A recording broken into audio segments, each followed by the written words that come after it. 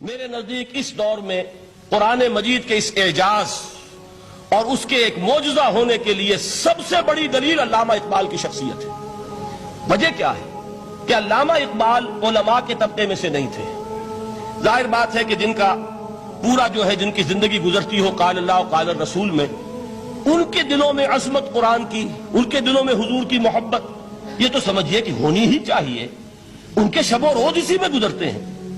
لیکن یہ کہ ایک ایسا شخص جس کی تعلیم ہے کالجوں کی، یونیورسٹیوں کی، جس نے مشرق اور مغرب کے فلسفے کھنگال ڈالے، وہ شخص اور وہ بھی اس دور میں جبکہ ہم پر مغرب سے مروبیت بہت شدید تھی۔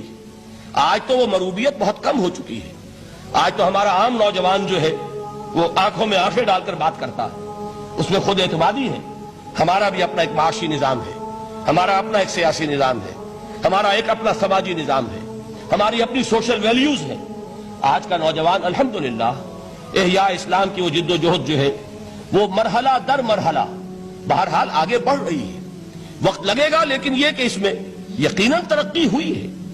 اسی کا مظہر یہ ہے کہ خود اعتمادی ہے۔ We have confidence۔ ہم جانتے ہیں کہ اسلام ایک دین ہے، مکمل دین ہے، اس کے پاس زندگی کے تمام مسائل کا حل ہے۔ لیکن یہ ہے آج 1985 کی بات۔ علامہ اقبال اس صدی کے آغاز میں گئے ہیں یورپ، جبکہ ہم محکوم تھے انگریز کے۔ ایک حاکم قوم کے ہاں جا کر اس سے مروبیت کتنی شدید اس وقت تھی، جو جاتا تھا اکثر و بیشتر جو ہے واپس آتا تھا تو کھڑے ہو کر پیشاب کرنا ضروری سمجھتا تھا، اس لیے کہ اس نے وہاں پر لوگوں کو یہی کرتے دیکھا۔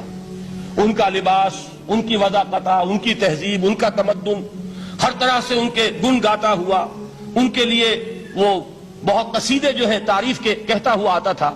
لیکن ایک علامہ اقبال کی شخصیت وہ ہے کہ وہ یہ خود کہتے ہیں کہ میں اس آگ میں ڈالا گیا ہوں مثل خلیل، مغربی تہذیب کے اس الاؤ میں مجھے اس طرح ڈالا اللہ نے جیسے کہ حضرت ابراہیم کو آگ میں ڈلوایا۔ میں اس تہذیب کے اس الاؤ کے اندر سے ہو کر آ رہا ہوں، اور میں نے یہ دیکھ لیا ہے کہ یہ تہذیب کھوکھلی ہے، اس کے اندر کوئی پائیداری نہیں ہے، نظر کو خیرہ کرتی ہے تب چمک تہذیب حاضر کی، یہ صناعی مگر جھوٹے نگوں کی ریزہ کاری ہے۔ اور دیار مغرب کے رہنے والوں خدا کی بستی دکان نہیں ہے، کھڑا جسے تم سمجھ رہے ہو وہ اب ذرے کا معیار ہوگا۔ تمہاری تہذیب اپنے خنجر سے آپ ہی خودکشی کرے گی، جو شاخ نازک پہ آشیانہ بنے گا ناپائیدار ہوگا۔ اب آپ اندازہ کیجئے وہ شخص جو بنیادی طور پر فلسفی ہے، فلسفے کا طالب علم ہے، وہ جرمنی اور انگلستان میں جا کر فلسفے کھنگالنے کے بعد اسے اگر تسکین حاصل ہوئی، اس کی جو علم کی پیاس تھی اگر اسے سیری حاصل ہوئی تو صرف قرآن کے ذریعے سے۔ نہ کہیں جہاں میں اما ملی، جو اما ملی تو کہاں ملی میرے جرم خانہ خراب کو تیرے عفو بندہ نواز میں۔ یہ وہ شخص ہے آخری زندگی میں ان کا کام صرف ایک رہ گیا تھا، قرآن کی تلاوت۔ بڑے بڑے فلسفی ملنے آتے تھے علامہ اقبال سے ملنے، وہ سمجھتے تھے بڑی لائبریری ہوگی، جیسے بڑے وکیل اس کی لائبریری آپ کو معلوم ہے کتنی جلدیں رکھی ہوگی، خوبصورت جلدیں بنی ہوئی، ایسے ہی کوئی بڑا فلسفی، بڑا پروفیسر، اس کی سٹڈی، اس کی کتابیں بڑی مروب کن ہونی چاہیے۔ لیکن علامہ اقبال کے ہاں سب کتابیں اٹھوا دی تھی انہوں نے، صرف ایک کتاب رہ گئی، اور سید نذیر نیازی کا نام آپ نے سنا ہوگا۔ انہوں نے جب یہ گواہی دی ہے، یہ واقعہ شاید آپ کے علم میں نہ آیا ہو، یہ بہت اہم واقعہ ہے۔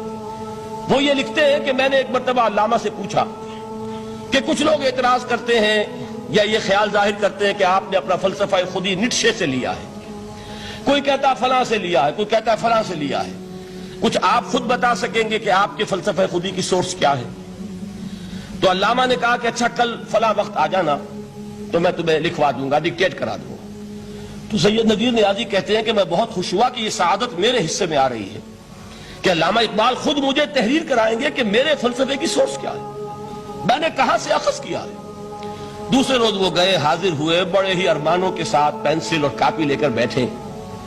علامہ نے فرمایا ذرا قرآن مجید نکال لاؤ۔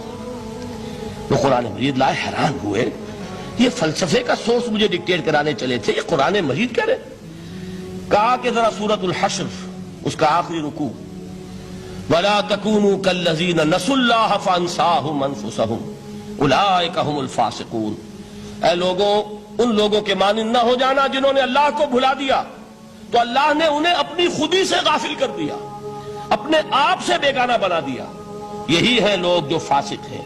علامہ نے کہا میرے فلسفے کی سورس یہ میں آپ کو بتانا چاہتا ہوں.